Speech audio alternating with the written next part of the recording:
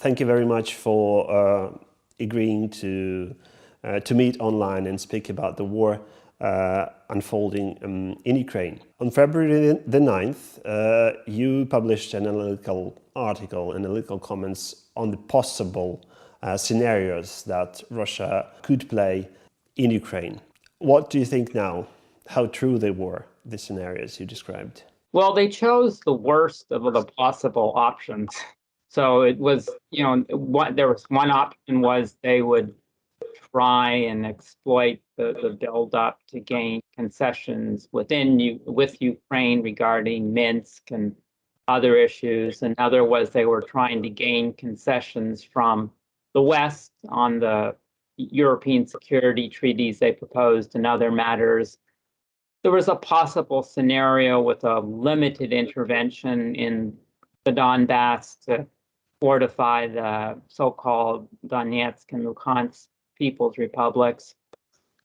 But then there were two really expansive scenarios. One was to weaken NATO by attacking Ukraine, which would be a major effort. But even more, there was one in which they would attack Ukraine in order to weaken its armed forces. This might fall on the rubric of demilitarization in the President Putin's framework.